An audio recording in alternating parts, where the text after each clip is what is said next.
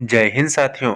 आप सभी का स्वागत है अपने YouTube चैनल नॉलेज अड्डा में, जिसमें आज हम बात करने वाले हैं 2023 के बजट के बारे में।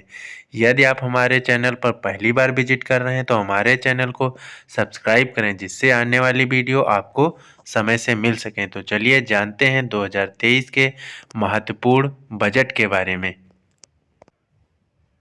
बजट बजट 2023 का पेश करने वाली वित्त मंत्री निर्मला सीतारमण थीं। तो चलिए जानते हैं बजट के महत्वपूर्ण प्रश्नों के बारे में। हमारा पहला प्रश्न हो जाएगा, हम कुछ स्टैटिक जीके के प्रश्न और कुछ करंट के प्रश्नों को साथ में जानेंगे। हमारा पहला प्रश्न हो जाएगा, भारतीय बजट व्यवस्था का जनक किसे कहा जाता है? तो भारतीय बजट व्यवस्था का जनक जेम्स विल्सन को कहा जाता है। अगला प्रश्न, प्रश्न नंबर 2, बजट शब्द की उत्पत्ति किस भाषा से हुई है? तो बजट शब्द की उत्पत्ति फ्रेंच भाषा से हुई है। अगला प्रश्न जानते हैं, शब्द अंतरिम बजट का प्रयोग पहली बार किसने और कब किया था? तो अंतरिम बजट का प्रयोग आर षणमुखम शेट्टी जी के द्वारा सन 1948-49 के अपने बजट भाषण में किया गया था। प्रश्न नंबर 4, किस वर्ष के बजट को भारत का ब्लैक बजट कहा जाता है? तो सन 1973-74 के बजट को भारत का ब्लैक बजट कहा जाता है। हमारे देश की पूर्णकालिक महिला वित्त मंत्री कौन बनी? तो निर्मला सीतारमण हमारे देश की पहली पूर्णकालिक वित्त मंत्री बनी। चलिए आगे जानते हैं। प्रश्न नंबर 6, सन 1973-74 के बजट को भारत का ब्लैक बजट क्यों कहा जाता है? तो 1973-74 के बजट को भारत का ब्लैक बजट क्यों कहा जाता है? क्योंकि 1973-74 के दौरान बजट का घाटा 550 करोड़ रुपए था, इसलिए 1973-74 के बजट को ब्लैक बजट कहा जाता है। प्रश्न नंबर 7, स्वतंत्र भारत का पहला बजट किसने और कब पेश किया था? आर के षणमुखम शेट्टी जी ने 26 नवंबर 1947 को स्वतंत्र भारत का पहला बजट पेश किया था। अगला प्रश्न, भारत में सबसे अधिक बार बजट पेश करने का रिकॉर्ड किस वित्त मंत्री के पास है? तो वित्त मंत्री मोरारजी देसाई के पास भारत का सबसे अधिक बार बजट पेश करने का रिकॉर्ड है। अगला प्रश्न, वार्षिक वित्तीय विवरण का जिक्र संविधान के किस अनुच्छेद में किया गया है? तो अनुच्छेद 112 में वार्षिक वित्तीय विवरण का जिक्र किया गया है। प्रश्न नंबर 10, बजट शब्द का अर्थ क्या होता है? तो चमड़े का थैला बजट शब्द का अर्थ होता है। प्रश्न नंबर 11, भारत में पहली बार कॉर्पोरेट टैक्स की शुरुआत कब और किसके द्वारा की गई थी? तो भारत में पहली बार 1987 के बजट में राजीव गांधी जी के द्वारा कॉर्पोरेट टैक्स की शुरुआत की गई थी। अगला प्रश्न नंबर 12, संविधान के किस अनुच्छेद में बजट शब्द का प्रयोग किया गया है? तो बजट शब्द का प्रयोग किसी भी अनुच्छेद में नहीं किया गया है। अगला प्रश्न जानते हैं, संविधान में बजट शब्द की जगह कौन सा शब्द प्रयोग हुआ है? तो बजट शब्द की जगह पर क्या प्रयोग हुआ है? तो हिंदी में उसे कहते हैं वार्षिक वित्तीय विवरण, और इंग्लिश में क्या कहते हैं? तो इंग्लिश में कहते हैं एनुअल फिनेंशियल स्टेटमेंट कहा जाता है। बजट की जगह प्रयोग किया गया है। प्रश्न नंबर 14, भारत में पहला बजट कब और किसने पेश किया था? तो भारत का पहला बजट 18 फरवरी 1860 को ईस्ट इंडिया कंपनी के जेम्स विल्सन द्वारा पेश किया गया था। अगला प्रश्न जानते हैं। प्रश्न नंबर 15, भारत के कितने प्रधानमंत्री ने प्रधानमंत्री के पद पर रहते हुए वार्षिक बजट पेश किया? तो 3 प्रधानमंत्री ऐसे थे। कौन कौन प्रधानमंत्री? जवाहरलाल नेहरू, राजीव गांधी और इंदिरा गांधी। ये 3 प्रधानमंत्री ऐसे थे जिन्होंने प्रधानमंत्री रहते रहते वित्त मंत्रालय भी संभाला था। प्रश्न नंबर 16, वार्षिक वित्तीय विवरण का जिक्र भारतीय संविधान के किस अनुच्छेद में है? तो अनुच्छेद 112 में वार्षिक वित्तीय विवरण का जिक्र है। अगला प्रश्न जानते हैं। प्रश्न नंबर 17, संविधान में बजट शब्द की जगह क्या प्रयोग किया गया है? तो संविधान में बजट शब्द की जगह वार्षिक वित्तीय विवरण और इंग्लिश में एनुअल फिनेंशियल स्टेटमेंट शब्द का प्रयोग किया गया है। अब जानते हैं बजट 2023 के महत्वपूर्ण प्रश्नों के बारे में। हमारा पहला प्रश्न हो जाएगा, हाल ही में केंद्रीय बजट 2022-23 किसके द्वारा पेश किया गया था? तो ये पेश किया गया है वित्त मंत्री निर्मला सीतारमण जी के द्वारा। प्रश्न नंबर 2, वित्त वर्ष 2022-23 में भारतीय रिजर्व बैंक कौन सा डिजिटल करेंसी लॉन्च करेगा? तो डिजिटल रूपी करेंसी लॉन्च करेगा। प्रश्न नंबर 23, 2022-23 के वित्त वर्ष के दौरान कितने लाख नए मकान बनाए जाएंगे? तो 80 लाख नए मकान बनाए जाएंगे। अगला प्रश्न जानते हैं। प्रश्न नंबर 4, पीएम ई विद्या के 1+1 टीवी चैनल कार्यक्रम को 12 से बढ़ाकर कितनी टीवी चैनल किया गया है? तो 200 टीवी चैनल किया गया है। 1+1 टीवी चैनल 12 से बढ़ाकर 200 किया गया है। प्रश्न नंबर 5, क्रिप्टो करेंसी और एनएफटी से होने वाली आय पर कितने प्रतिशत टैक्स लगाने का ऐलान किया गया है? तो 30% का टैक्स लगाने का ऐलान किया गया है। अगला प्रश्न जानते हैं।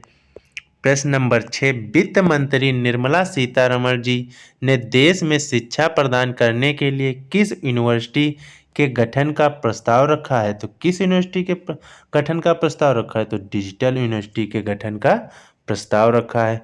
प्रश्न नंबर 7, वित्त मंत्री निर्मला सीतारमण जी के अनुसार भारत के विकास दर 2022-23 में कितने फीसदी रहेगी?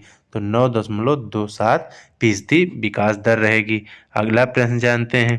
प्रश्न नंबर 8, अब तक कितनी बार संसद में पेपरलेस बजट पेश किया गया है? तो अब तक 2 बार पेपरलेस बजट पेश किया गया है। अगला प्रश्न, प्रथम बार कब पेपरलेस बजट पेश किया गया था?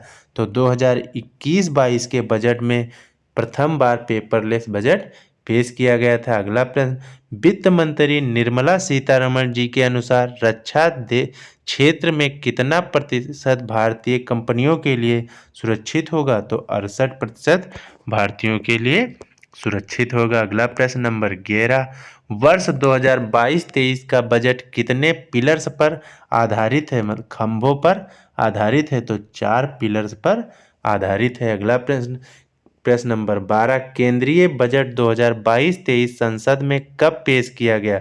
तो केंद्रीय बजट 2022-23 1 फरवरी 2022 को और 23-24 1 फरवरी 2023 को 23-24 वाला पेश किया गया है।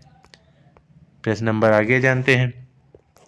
13वां प्रश्न, वित्त मंत्री निर्मला सीतारमण जी के अनुसार पीएम आवास योजना के कितने करोड़ रुपए आवंटित किए गए हैं? तो कितने करोड़ रुपए? तो 48,000 करोड़ रुपए आवंटित किए गए हैं। अगला प्रश्न, डिजिटल यूनिवर्सिटी का निर्माण किस मॉडल के आधार पर किया जाएगा?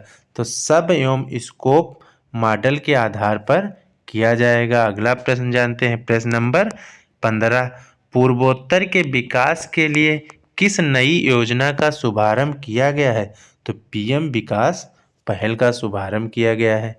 प्रश्न नंबर 16, वित्त मंत्री निर्मला सीतारमण जी के अनुसार 2022-23 के बजट में पूर्वोत्तर के विकास के लिए कितने करोड़ रुपए आवंटित किए गए हैं? तो 1500 करोड़ रुपए आवंटित किए गए हैं। अगला प्रश्न नंबर 17, वित्त मंत्री निर्मला सीतारमण जी के अनुसार अगले 3 साल में नई पीढ़ी के कितने वंदे भारत ट्रेन विकसित की जाएंगी?